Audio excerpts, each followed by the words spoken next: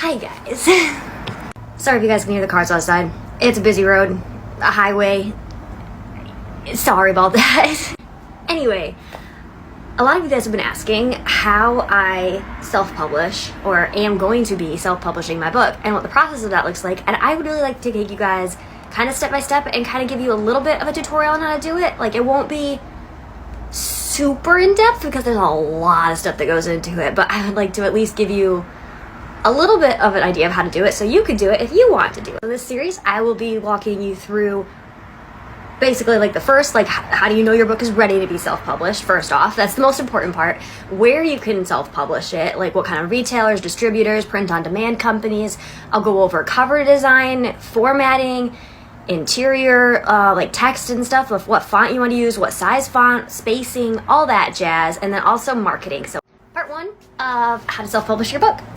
First, you have to decide if self-publishing is the route that you want to go, or if traditional publishing is the route that you want to go. They are both valid options.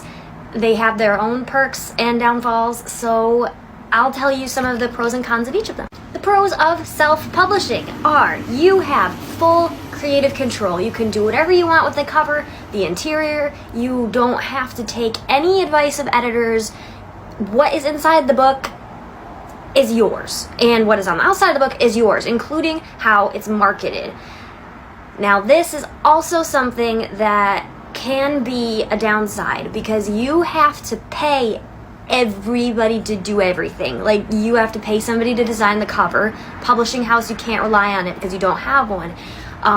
You have to pay somebody or do the interior formatting yourself, which can be hard. So as I was saying, one of the downsides of self-publishing is that you have to do everything for yourself. You don't have a publishing house that you can rely on to do all of these things for you, which also means you don't have a publishing house to pay for all of these things. So everything will have to come out of your own pocket, which can be a financial burden. There are ways to do it on a budget, and I can go over that as well, but it can break the bank just a little bit sometimes, as I have experiencing. But at the same time, it's like a pros and a cons here. You have to do everything yourself, but at the same time, you get to do everything yourself. So if this is something that you enjoy doing, I mean, why not? If you have the supplies and the finances to be able to do it, it's a really fun process to do it and to really have a say on what the final outcome of your book is.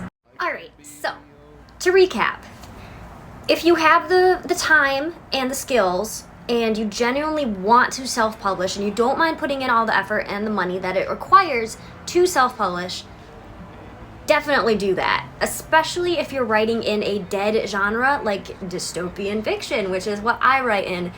That is not going to be picked up by traditional markets, rarely, if ever. And usually the ones that are picked up are titles that are put out by authors that have already established themselves. They're well-established authors. Their dead genre books might get picked up.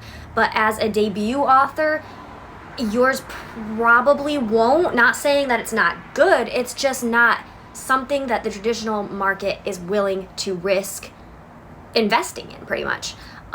So if for any of those reasons, and if you have that time and mindset, self-publishing is for you.